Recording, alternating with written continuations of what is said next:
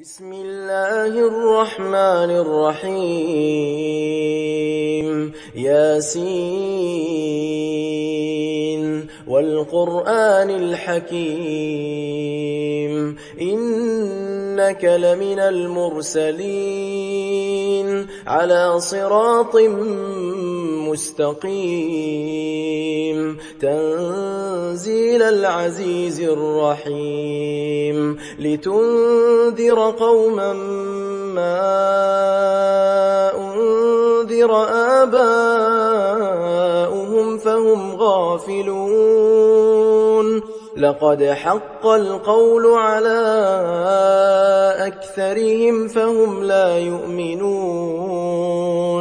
إنا جعلنا في أعناقهم أغلالا فهي إلى الأذقان فهم مقمحون وجعلنا من بين أيديهم سدا ومن خلفهم سدا فأغشيناهم فهم لا يبصرون وسواء عليهم أأنذرتهم أم لم تنذرهم لا يؤمنون إنما تنذر من اتبع الذكر وخشي الرحمن بالغيب فبشره بمغفرة وأجر كريم إنا نحن نحيي الموتى ونكتب ما قدموا وآثارهم وكل شيء أحصيناه في إمام مبين واضرب لهم مثلا أصحاب القرية إذ جاءها المرسلون إذ أرسلنا إليهم 2 فكذبوهما فعززنا بثالث فقالوا إنا إليكم مرسلون قالوا ما أنتم إلا بشر مثلنا وما أنزل الرحمن من شيء إن أنتم إلا تكذبون قالوا ربنا يعلم إنا إليكم لمرسلون وما علينا إلا البلاغ المبين قالوا إنا تطيرنا بكم لئن لم تنتهوا لنرجمنكم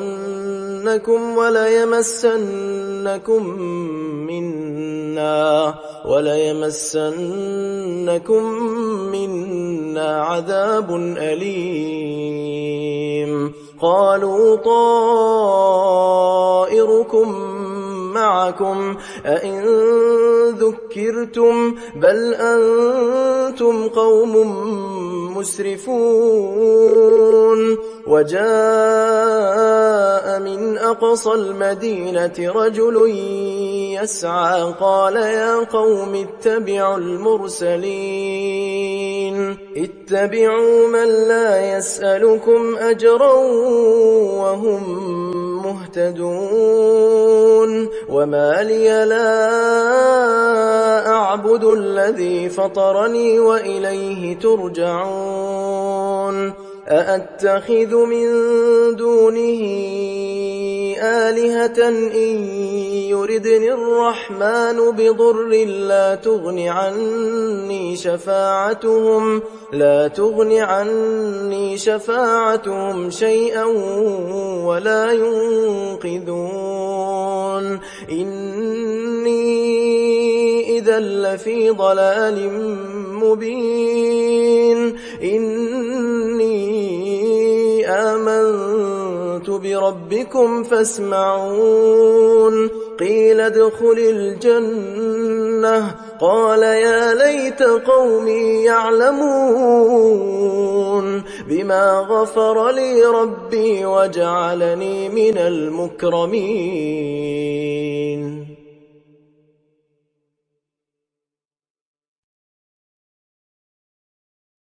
وما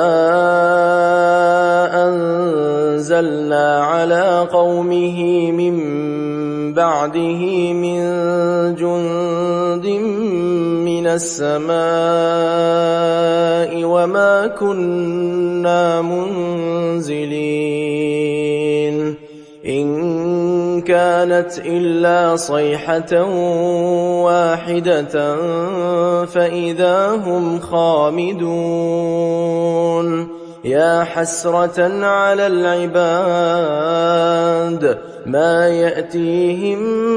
من رسول إلا كانوا به يستهزئون. ألم يروا كم أهلكنا قبلهم من القرون أنهم إليهم لا يرجعون وإن كل لما جميع لدينا محضرون. وآية لهم الأرض الميتة أحييناها وأخرجنا منها حبا فمنه يأكلون. وجعلنا فيها جنات من نخيل وأعناب وفجرنا فيها من العيون ليأكلوا من ثمره وما عملته أيديهم أفلا يشكرون. سبحان الذي خلق الأزواج كلها مما تنبت الأرض ومن أنفسهم ومما لا يعلمون. وآية لهم الليل نسلخ منه النهار فإذا هم مظلمون. والشمس تجري لمستقر لها ذلك تقدير العزيز العليم. والقمر قدرناه منازل حتى عاد كالعرجون القديم. لا الشمس ينبغي لها أن تدرك القمر ولا الليل سابق النهار وكل في فلك يسبحون. وآية لهم أنا حملنا ذريتهم في الفلك المشحون وخلقنا لهم من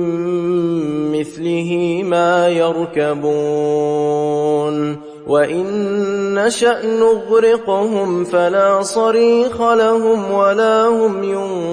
ينقذون إلا رحمة منا ومتاعا إلى حين. وإذا قيل لهم اتقوا ما بين أيديكم وما خلفكم لعلكم ترحمون. وما تأتيهم من آية من آيات ربهم إلا كانوا عنها معرضين. وإذا قيل لهم أنفقوا مما رزقكم الله قال الذين كفروا للذين آمنوا أنطعم من لو يشاء الله أطعمه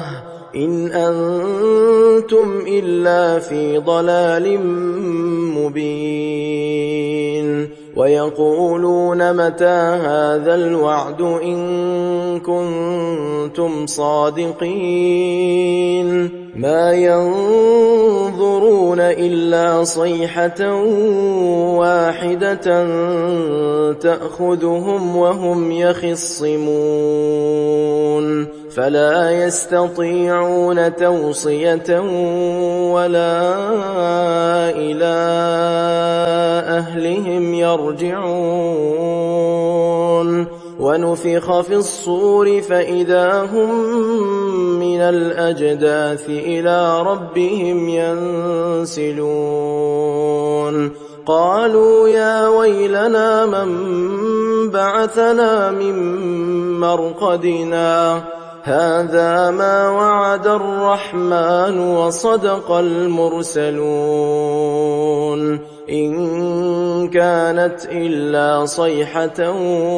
واحدة فإذا هم جميع لدينا محضرون فاليوم لا تظلم نفس شيئا ولا تجزون إلا ما كنتم تعملون إن أصحاب الجنة اليوم في شغل فاكهون هم وأزواجهم في ظلال على الأرائك متكئون لهم فيها فاكهة ولهم ما يدعون سلام قولا من رب رحيم وامتازوا اليوم أيها المجرمون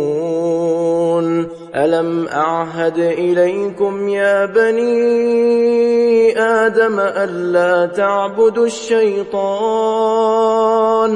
إنه لكم عدو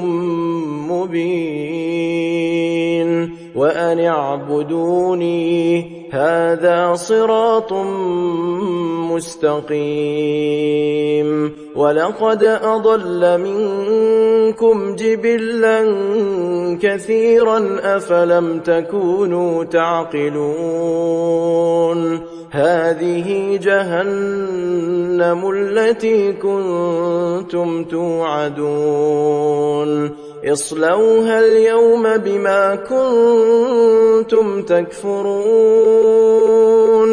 اليوم نختم على أفواههم وتكلمنا أيديهم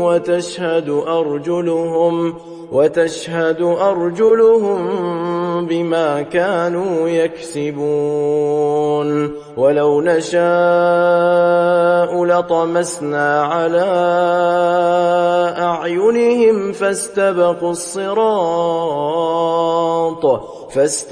الصراط فأنى يبصرون ولو نشاء لمسخناهم على مكانتهم فما استطاعوا مضيا ولا يرجعون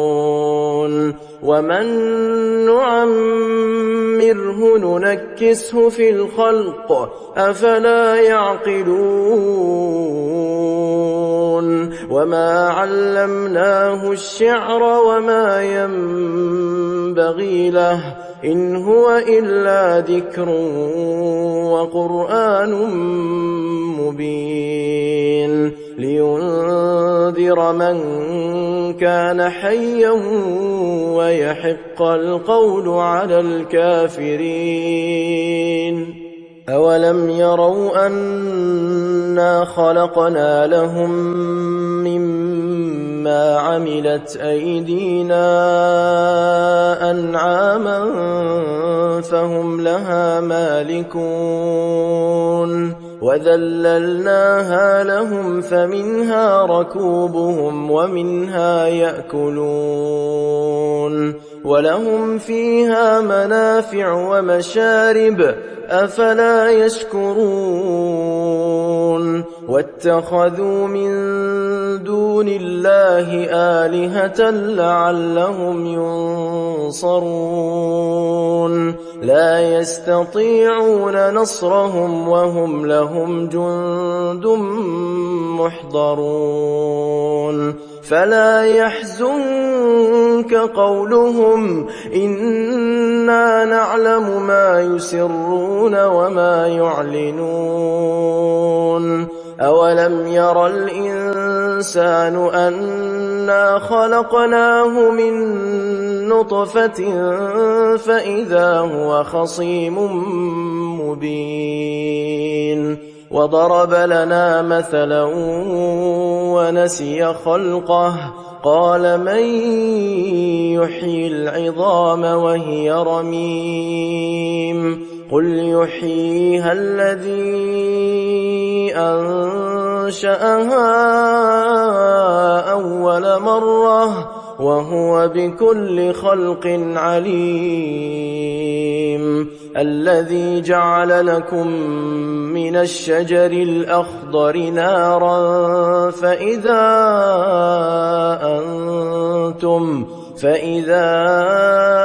أنتم منه توقدون أوليس الذي خلق السماوات والأرض بقادر على أن يخلق مثلهم بلى وهو الخلاق العليم إنما أمره إذا أراد شيئا أن يقول له كن فيكون فسبحان الذي بيده ملكوت كل شيء وإليه ترجعون بسم الله الرحمن الرحيم الرحمن علم القرآن خلق الإنسان علمه البيان الشمس والقمر بحسبان والنجم والشجر يسجدان والسماء رفعها ووضع الميزان ألا تطغوا في الميزان وأقيموا الوزن بالقسط ولا تخسروا الميزان والأرض وضعها للأنام فيها فاكهة والنخل ذات الأكمام والحب ذو العصف والريحان فبأي آلاء ربكما تكذبان خلق الإنسان من صلصال كالفخار وخلق الجان من مارج من نار فبأي آلاء ربكما تكذبان رب المشرقين ورب المغربين فبأي آلاء ربكما تكذبان مرج البحرين يلتقيان بينهما برزخ لا يبغيان فبأي آلاء ربكما تكذبان يخرج منهما اللؤلؤ والمرجان فبأي آلاء ربكما تكذبان وله الجوار المنشآت في البحر كالأعلام فبأي آلاء ربكما تكذبان كل من عليها فان ويبقى وجه ربك ذو الجلال والإكرام فبأي آلاء ربكما تكذبان يسأله من في السماوات والأرض كل يوم هو في شأن فبأي آلاء ربكما تكذبان سنفرغ لكم أيها الثقلان فبأي آلاء ربكما تكذبان يا معشر الجن والإنس إن استطعتم أن تنفذوا من أقطار السماوات والأرض فانفذوا لا تنفذون إلا بسلطان فبأي آلاء ربكما تكذبان يرسل عليكما شواظ من نار ونحاس فلا تنتصران فبأي آلاء ربكما تكذبان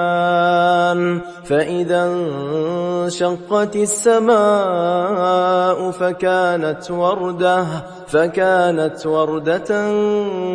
كالدهان فبأي آلاء ربكما تكذبان فيومئذ لا يسأل عن ذنبه إنس ولا جان فبأي آلاء ربكما تكذبان يعرف المجرمون بسيماهم فيؤخذ بالنواصي والأقدام فبأي آلاء ربكما تكذبان هذه جهنم التي يكذب بها المجرمون يطوفون بينها وبين حميم آن فبأي آلاء ربكما تكذبان ولمن خاف مقام ربه جنتان فبأي آلاء ربكما تكذبان ذواتا أفنان فبأي آلاء ربكما تكذبان فيهما عينان تجريان فبأي آلاء ربكما تكذبان فيهما من كل فاكهة زوجان فبأي آلاء ربكما تكذبان متكئين على فرش بطائنها من استبرق وجنى الجنتين دان فبأي آلاء ربكما تكذبان فيهن قاصرات الطرف لم يطمثهن إنس قبلهم ولا جان فبأي آلاء ربكما تكذبان كأنهن الياقوت والمرجان فبأي آلاء ربكما تكذبان هل جزاء الإحسان إلا الإحسان فبأي آلاء ربكما تكذبان ومن دونهما جنتان فبأي آلاء ربكما تكذبان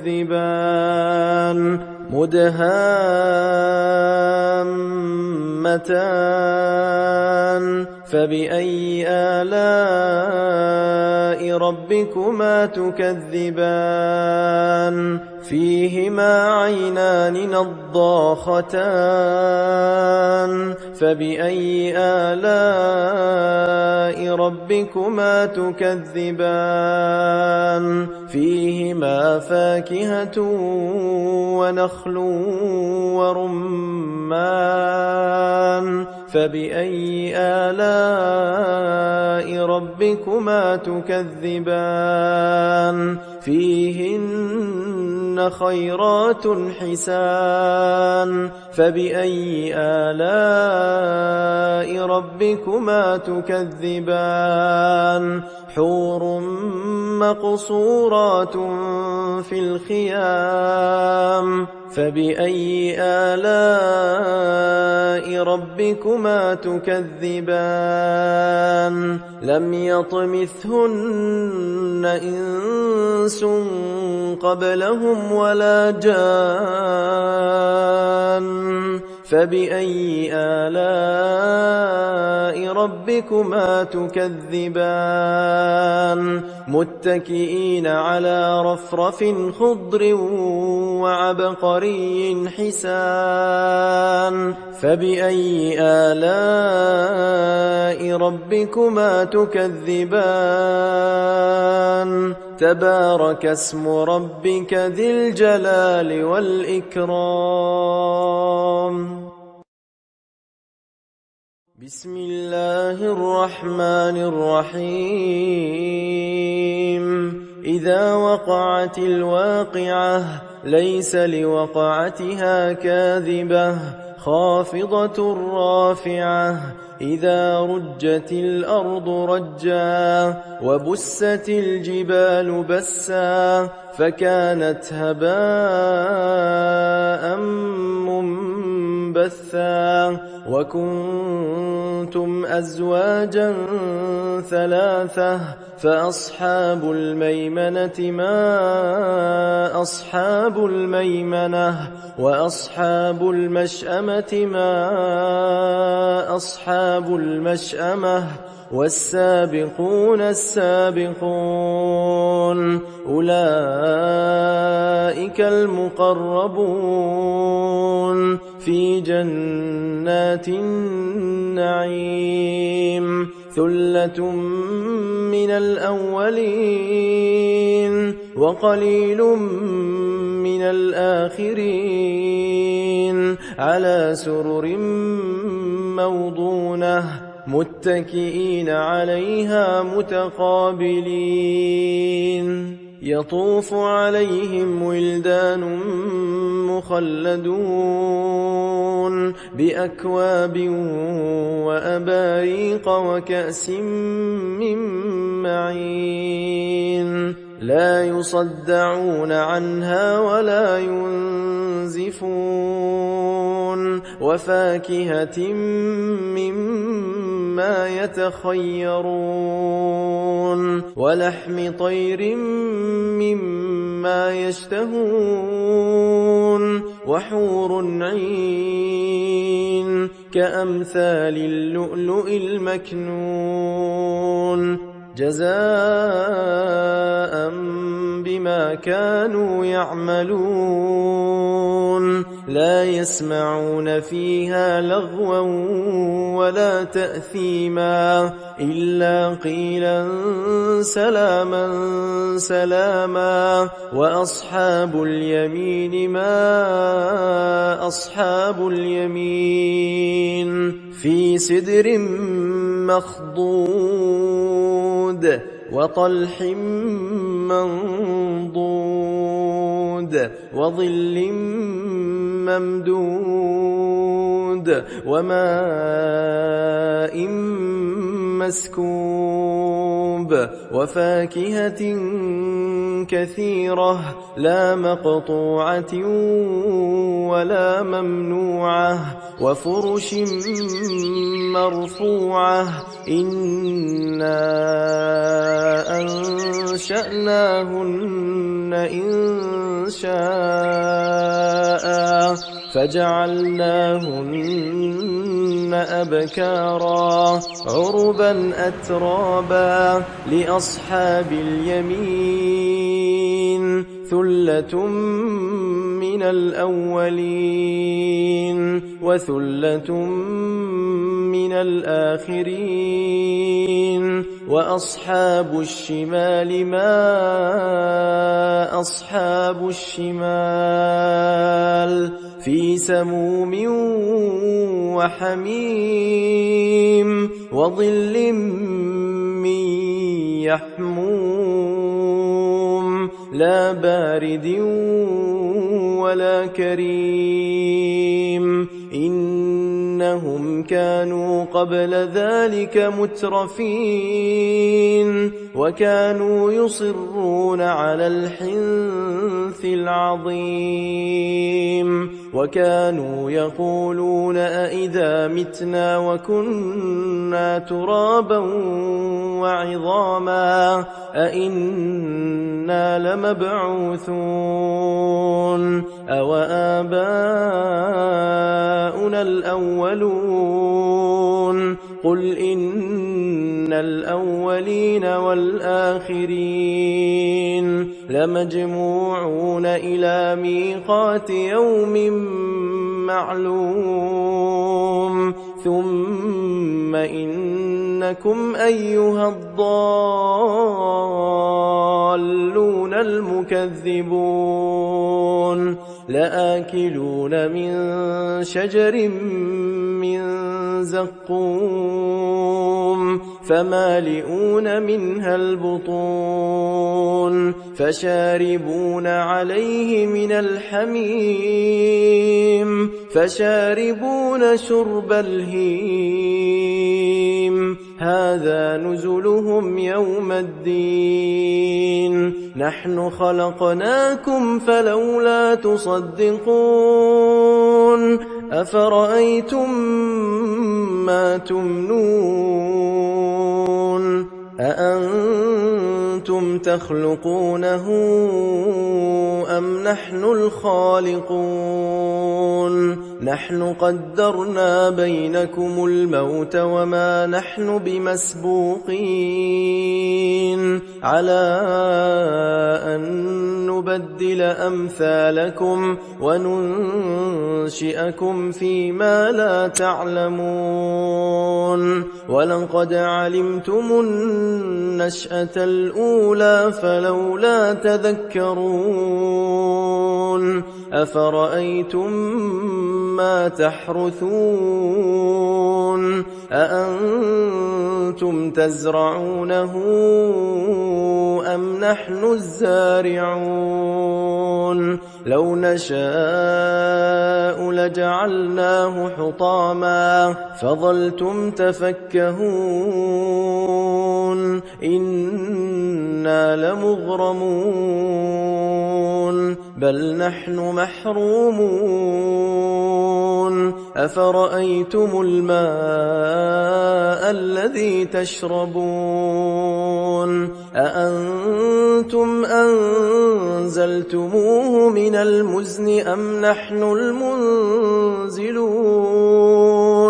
لو نشاء جعلناه أجاجا فلولا تشكرون أفرأيتم النار التي تورون أأنتم أنشأتم شجرتها أم نحن المنشئون نحن جعلناها تذكرة ومتاعا للمقوين فسبح باسم ربك العظيم فلا أقسم بمواقع النجوم وإنه لقسم لو تعلمون عظيم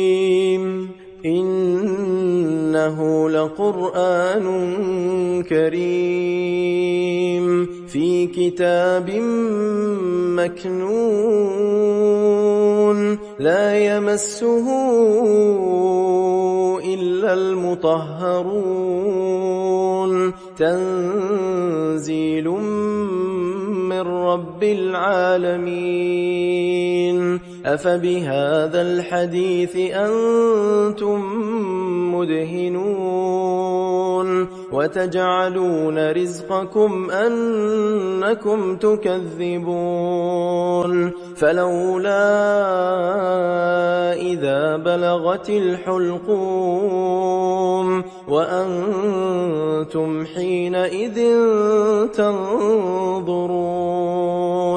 ونحن أقرب إليه منكم ولكن لا تبصرون فلولا إن كنتم غير مدينين ترجعونها إن كنتم صادقين فأما إن كان من المقربين فروح وريحان وجنة نعيم وأما إن كان من أصحاب اليمين فسلام لك من أصحاب اليمين وأما إن كان من المكذبين الضالين فنزل من حميم وتصلية جحيم إن هذا لهو حق اليقين فسبح باسم ربك العظيم بسم الله الرحمن الرحيم تبارك الذي بيده الملك وهو على كل شيء قدير الذي خلق الموت والحياة ليبلوكم أيكم أحسن عملا وهو العزيز الغفور الذي خلق 7 سماوات طباقا ما ترى في خلق الرحمن من تفاوت فارجع البصر هل ترى من فطور ثم ارجع البصر كرتين ينقلب إليك البصر خاسئا وهو حسير ولقد زينا السماء الدنيا بمصابيح وجعلناها رجوما للشياطين وأعتدنا لهم عذاب السعير وللذين كفروا بربهم عذاب جهنم وبئس المصير إذا ألقوا فيها سمعوا لها شهيقا وهي تفور تكاد تميز من الغيظ كلما ألقي فيها فوج سألهم خزنتها ألم يأتكم نذير قالوا بلى قد جاءنا نذير فكذبنا وقلنا ما نزل الله من شيء إن أنتم إلا في ضلال كبير وقالوا لو كنا نسمع أو نعقل ما كنا في أصحاب السعير فاعترفوا بذنبهم فسحقا لأصحاب السعير إن الذين يخشون ربهم بالغيب لهم مغفرة وأجر كبير وأسروا قولكم أو اجهروا به إنه عليم بذات الصدور ألا يعلم من خلق وهو اللطيف الخبير هو الذي جعل لكم الأرض ذلولا فامشوا في مناكبها وكلوا من رزقه وإليه النشور أأمنتم من في السماء أن يخسف بكم الأرض فإذا هي تمور أم أمنتم من في السماء أن يرسل عليكم حاصبا فستعلمون كيف نذير ولقد كذب الذين من قبلهم فكيف كان نكير أولم يروا إلى الطير فوقهم صافات ويقبضن ما يمسكهن إلا الرحمن إنه بكل شيء بصير أمن هذا الذي هو جند لكم ينصركم من دون الرحمن إن الكافرون إلا في غرور أمن هذا الذي يرزقكم إن أمسك رزقه بل لجوا في عتو ونفور أفمن يمشي مكبا على وجهه أهدى أمن يمشي سويا على صراط مستقيم قل هو الذي أنشأكم وجعل لكم السمع والأبصار والأفئدة قليلا ما تشكرون قل هو الذي ذرأكم في الأرض وإليه تحشرون ويقولون متى هذا الوعد إن كنتم صادقين قل إنما العلم عند الله وإنما أنا نذير مبين فلما رأوه زلفة سيئت وجوه الذين كفروا وقيل هذا الذي كنتم به تدعون قل أرأيتم إن أهلكني الله ومن معي أو رحمنا فمن يجير الكافرين من عذاب أليم قل هو الرحمن آمنا به وعليه توكلنا فستعلمون من هو في ضلال مبين قل أرأيتم إن أصبح ماؤكم غورا فمن يأتيكم بماء معين